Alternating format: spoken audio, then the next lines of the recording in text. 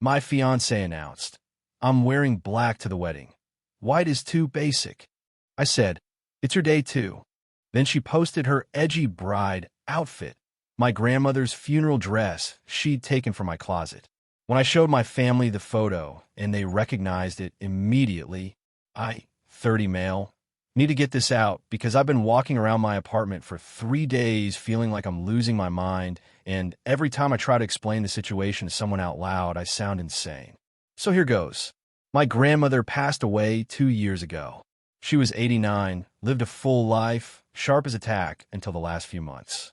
She raised me from age 11 after my parents divorced, and neither one of them was in a position to do it properly. Dad was working offshore rigs, and Mom had issues I won't get into. My grandmother stepped in without being asked, without complaining, without a single moment of making me feel like a burden. She was the most important person in my life, and I don't think I'll ever talk about her in past tense without my throat getting tight. When she died, I inherited her house, which I sold and used the money to pay off my student loans and put a down payment on my current place, and a few personal items.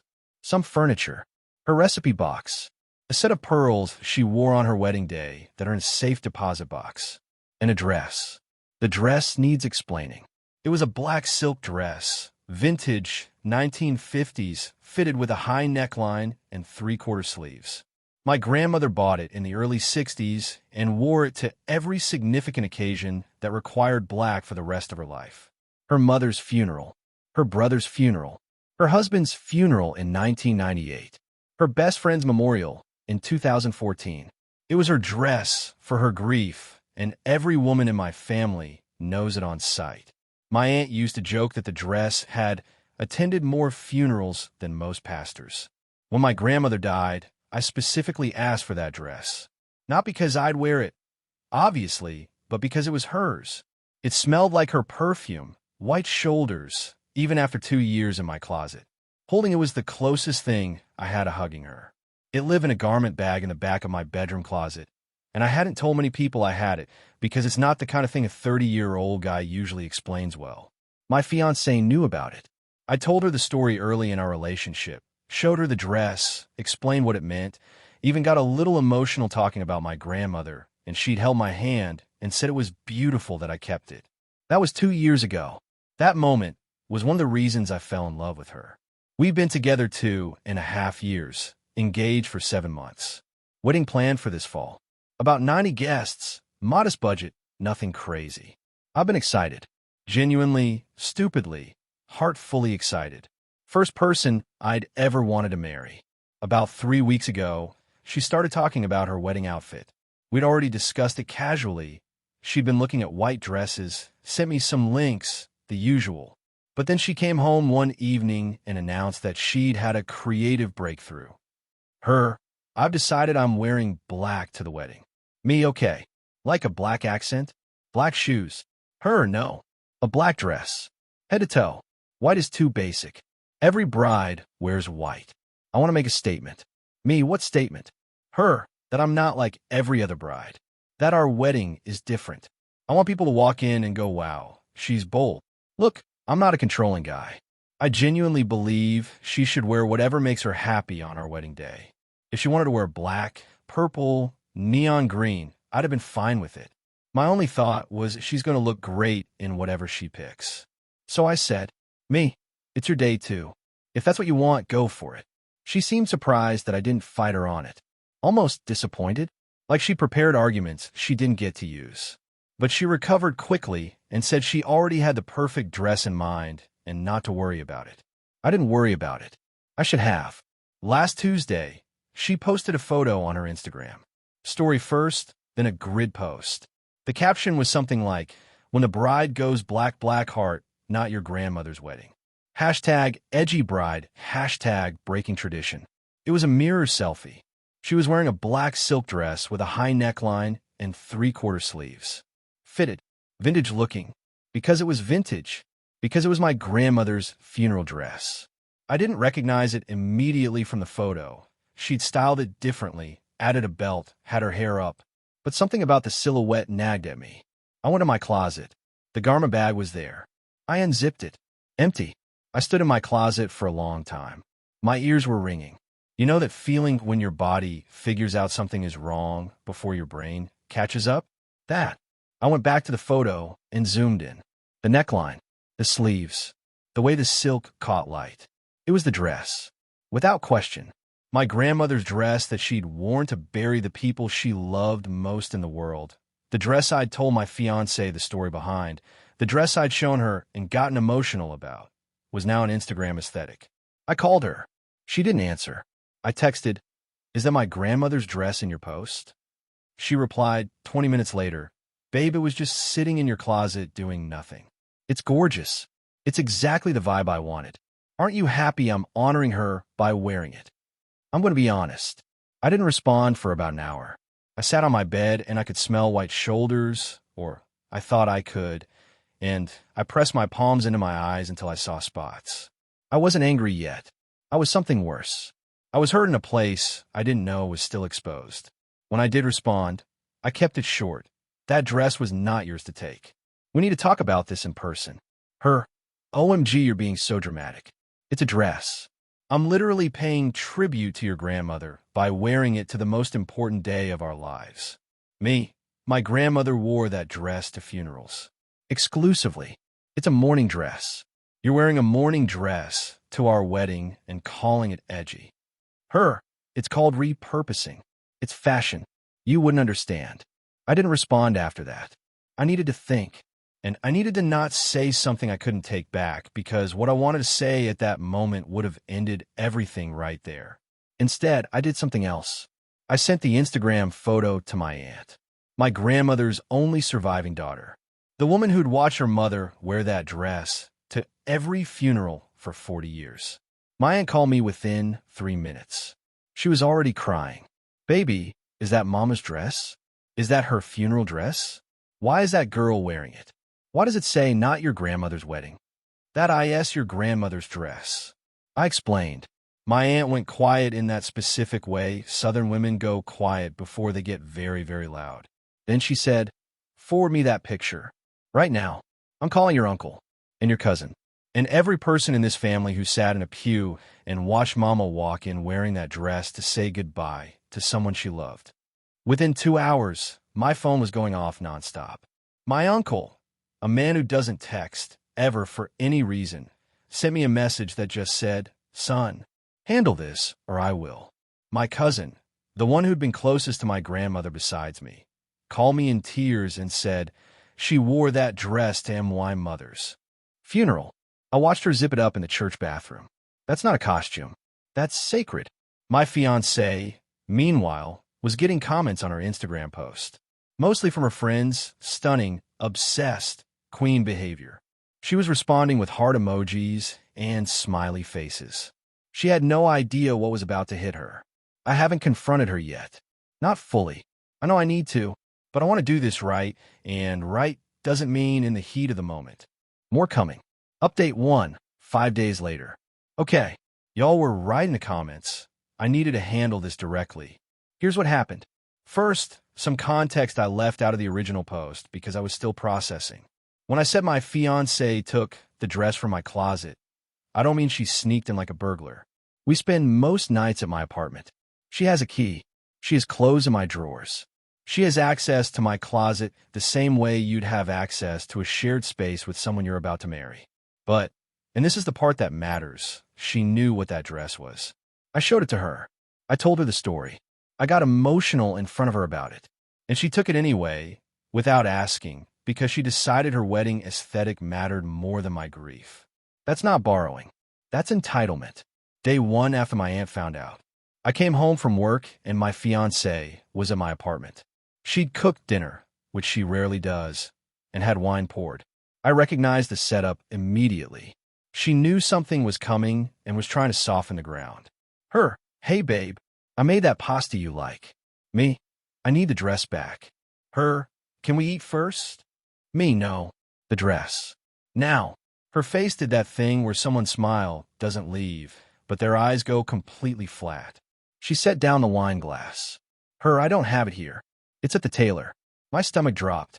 Me, "What do you mean it's at the tailor?" Her, "I'm getting it altered. Taken in at the waist, and the hem brought up a few inches. It's a little long for me. Me, you're altering my grandmother's dress? Her, I'm making it fit me. For our wedding. I thought you'd be happy that I wanted to incorporate something from your family. Me, we didn't incorporate it. You stole out of my closet, posted it on Instagram with a caption mocking the very concept of grandmother's weddings. And now you've sent it to a tailor to be permanently changed without asking me. That's not honoring my grandmother. That's erasing her. She rolled her eyes. Actually rolled her eyes. Her, you're being insane right now. It's fabric. It's old fabric. Your grandmother isn't here anymore, and the dress was literally collecting dust. I gave it a purpose. Me, its purpose was being the last physical thing that smelled like my grandmother. And you took it to a tailor. That landed. I saw it land. Not because she felt remorse, I don't think she did, but because she realized for the first time that this wasn't going to blow over. Her, okay, well, I can't get it back from the tailor until Thursday. They've already started the work. Me, which tailor? She told me. I left the apartment without eating the pasta. I drove to the tailor, a small alteration shop I'd actually been to before for suit work. They were closed, but I called the number on the door and got the owner's voicemail. I left a message explaining that the garment was my property. It had been brought in without my permission, and I was requesting that all alterations stop immediately. The tailor called me back the next morning. Lovely woman, been in business for 30 years. She said they'd already taken in the waist and started on the hem. When I explained the situation, that was my grandmother's funeral dress, taken without my knowledge. She went quiet and then said, "Oh, honey, I can let the waist back out. The seams are intact. I always preserve the original seam allowance on vintage pieces. But I've already cut the hem. I can't undo that. 2 inches of my grandmother's dress. Gone. Because my fiancée wanted it shorter for the aesthetic. I picked up the dress that afternoon. The tailor didn't charge me. She actually looked like she might cry when she handed it to me. She let the waist out and pressed it and put it in a fresh garment bag. I'm so sorry, she said. If I'd known, I never would have touched it. I brought the dress home. I hung it back in my closet. Then I sat on the floor next to it for a while. The hem was noticeably shorter. It looked wrong, like someone had taken a photograph and cropped out the bottom. It was still my grandmother's dress, but it had been altered, literally and figuratively, by someone who didn't care what it was, only what it could do for her. That night, my fiancée came over. She saw the garment bag in the closet and said nothing for about 20 minutes. Then, her, "So, you went behind my back and got the dress from the tailor?" Me, "Behind your back? It's my dress." Her, "I was going to return it after the wedding. I was always going to give it back." Me, "You cut the hem." Her, "By 2 inches. It's not like I burned it." Me, "You altered an irreplaceable garment that belonged to my dead grandmother without my permission. And you're mad at me for getting it back." Her, "I'm mad because you're treating a dress like it's more important than our wedding." Me, "I'm treating this dress exactly as important as it is.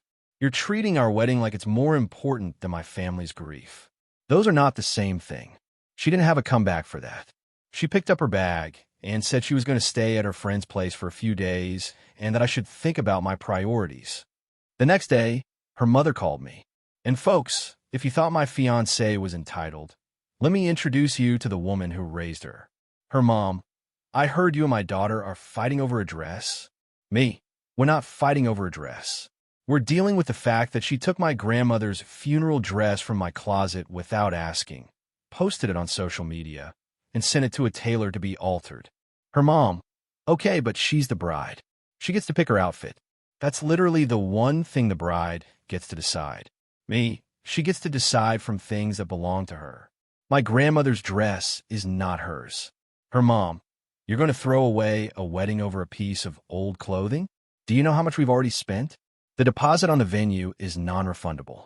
The caterer needs final numbers in 6 weeks." Me, "I didn't throw away anything. Your daughter took something that wasn't hers. I'm asking for accountability." That's it. Her mom, "You know what I think? I think you use your grandmother as an excuse to control things. My daughter told me you keep that dress in your closet like some kind of shrine. That's not healthy. I want you to know that I have never in my life raised my voice at an older woman. And I didn't then either. but my voice did get very, very quiet. Me, ma'am. My grandmother raised me when no one else would. She fed me, clothed me, sat with me when I had nightmares, helped me with homework, drove me to college orientation, and called me every Sunday until the week she died. That dress is one of the few things I've left of her. Your daughter knew that, and she took it anyway. If you call me again to tell me that my grief is unhealthy, I will take that as a very clear sign of where your daughter learned her sense of entitlement. Have a good evening. I hung up. My hands were shaking. That's becoming a pattern in these stories, huh? More in the final update. Because what happened next is what made me decide the wedding isn't happening. Update 2. Final. 11 days later. Last update. I need to close this door. After I hung up on her mother, I figured I'd get a few days of angry silence. Instead, the situation escalated in a direction I genuinely didn't expect. Day 6 after the original Instagram post. My fiancée had been staying at her friend's place. Radio silence between us except for one text she sent at midnight that said, "I can't believe you're choosing a dead woman's closet over a living woman's feelings," which I screenshot and did not respond to. That morning, I got a call from my cousin. She was livid but not at me.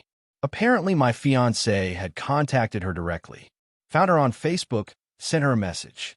The message was long, and the general thrust was, "Your cousin is blowing this out of proportion. I was trying to honor your grandmother by wearing her dress. I thought the family would be touched. Instead, he's turned everyone against me. Can you talk to him?" My cousin's response, which she screenshot and sent me, "You took a dress that my grandmother wore to my mother's funeral and tried to wear it to a party. Don't contact me again." But here's where it got genuinely bad. My fiancée didn't just message my cousin. She messaged my aunt, the 67-year-old woman who'd watched her own mother wear that dress to bury people for 4 decades. My fiancé sent her a message that included this sentence: "I think you're all being overly sentimental about a dress that was just sitting in a closet. Clothes are meant to be worn, not worshipped." My aunt didn't respond. She called me instead. "Baby, I've stayed out of this because it's your relationship. But that woman just told me I'm being overly sentimental about my own mother's belongings. I'm done being quiet. You need to know something. Anyone who would take a grieving family's keepsake and turn it into a fashion statement, then tell the family they're overreacting, that person doesn't become kinder after a wedding. That person becomes more entitled. You do what you need to do, but I've said my piece." My aunt has never told me what to do. Not once in my life. So when she comes close to it, I listen. Day 8. I drove to my fiancé's friend's apartment. I didn't go inside. I asked my fiancée to come down to the parking lot because I wanted to talk face to face. She came down looking like she'd been crying. Puffy eyes, hair up, oversized sweatshirt. Part of me wanted to hug her. The part of me that remembered the garment bag being empty didn't. Me, I need to say some things, and I need you to let me finish. Her, fine. Me, you took my grandmother's dress without asking. That alone would have been a problem we could fix. You posted on social media with a caption that specifically mocked the idea of it being a grandmother's anything. That made it worse. You sent it to a tailor to be permanently altered. That made it irreversible. And then, instead of apologizing when I told you how much it hurt, you told me I was being dramatic, your mother told me my grief was unhealthy, and you messaged my aunt and cousin to tell them they were being overly sentimental about their own mother and grandmother. At every single step, you had a chance to say, "I'm sorry, I didn't realize how much this mattered." And at every single step, you chose to double down. So I need you to hear this clearly. The wedding is off. She stared at me. Her, you're breaking up with me. Me, I'm calling off the wedding. Whether we break up depends on what you say next. Her, what I say next. What about what you did? You went behind my back to the tailor. You turned your entire family against me. You chose a dress over our future. Me, and there it is. That's my answer. Her, what's your answer? Me, you just had a chance to say I'm sorry, and you listed my faults instead. We're done. She started crying. Hard. And I stood there, and I felt terrible because I'm not a monster, and watching someone you love fall apart in a parking lot is not something you feel good about regardless of context.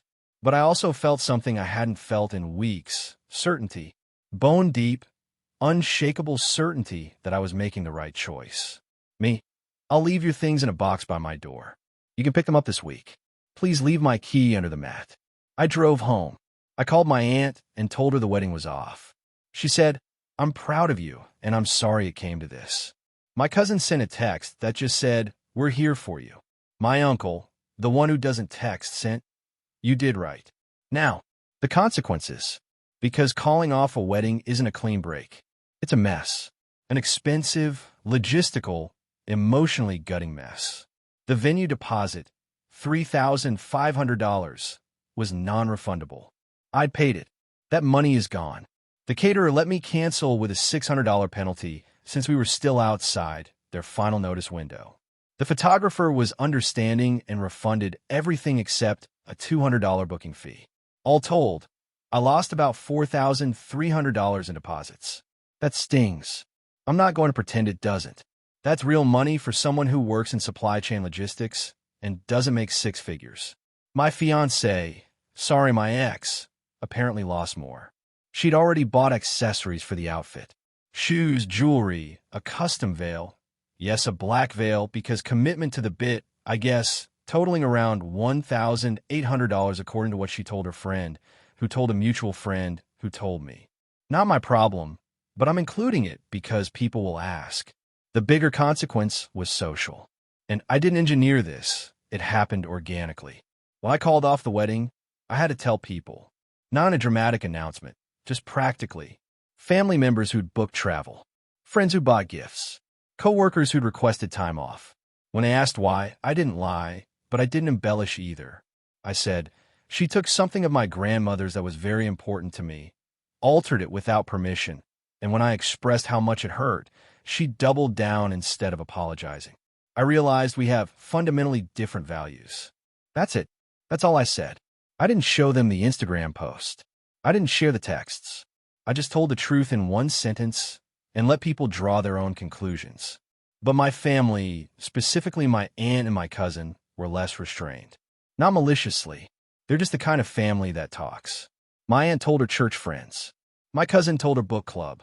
The story spread the way stories do in families, through conversations and phone calls, and you won't believe what happened retelling.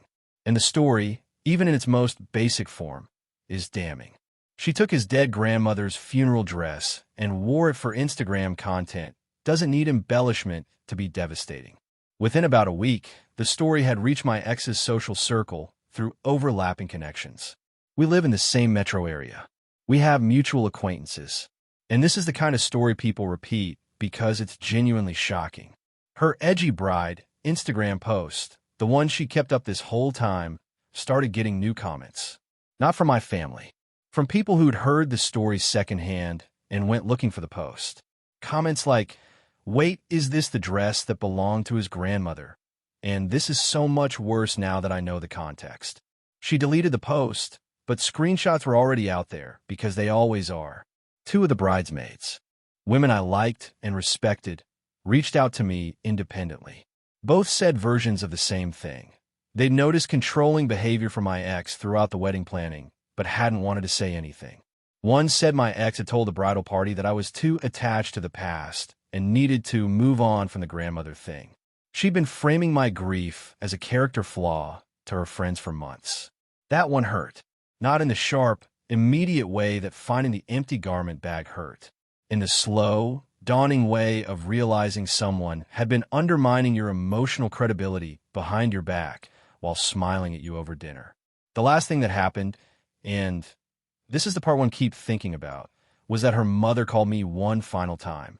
I picked up because honestly, at that point, what else could she possibly say? Her mom, I want you to know that my daughter is devastated. She's barely eating. She hasn't gone to work in 4 days. And it's because of you. Me, it's because of choices she made. Her mom, she made one choice about one dress, and you ended an engagement over it. Me, she made a choice about the dress. Then she made a choice not to apologize. Then she made a choice to contact my family and tell them their grief was excessive. Then she made a choice, when I gave her one final chance to say sorry, to blame me instead. That's not one choice. That's a pattern. And patterns don't change after a wedding. They get worse. Her mom, you're going to regret this. Me? Maybe. But I'd rather regret not marrying the wrong person than regret marrying them. She hung up on me. I haven't heard from either of them since. That was 5 days ago. Here's where I am. The dress is back in my closet. It's shorter now, 2 inches of hem that I can't get back. When I hold it up, I can see where the original hemline was a faint crease in the silk where it was folded for 60 years before someone decided it needed to be updated. I took it to a textile conservator, a woman who specializes in preserving vintage garments. She said she could stabilize the cut edge and add a facing to protect the silk from fraying, but she couldn't restore the original length. She did her work carefully, charged me $180, and when I picked it up she said, "This is a beautiful piece. The alteration is unfortunate, but the dress still has its integrity. It's still the same dress." I almost lost it in her shop, because that's exactly what I needed someone to say. It's damaged. It's different, but it's still my grandmother's. It still smells like white shoulders if I press my face into the collar and breathe deep enough. It's still here. She's still here in every thread of it. I'm not okay. I'm not going to wrap this up with some neat bow about how I'm thriving and everything worked out. I'm a 30-year-old guy who just called off his wedding, lost $4,300 in deposits, and is sleeping alone in an apartment that still has a save-the-date magnet on the fridge that I keep forgetting to throw away. I miss the person I thought she was. I don't miss the person she turned out to be. Those are 2 different griefs, and they sit in the same chest right next to each other. But I have the dress. I have my family. I have an aunt who speaks the truth, a cousin who doesn't hesitate, and an uncle who says what matters in 6 words or less. And I have Sunday mornings where I pour coffee and sit in my closet. Yeah, I sit in my closet, judge me, and hold a piece of black silk and remember the woman who wore it through the hardest days of her life with her chin up and her back straight. My grandmother would have called off this wedding too. I know that in my bones. That's it. Thanks for reading. Hold on to the things that matter.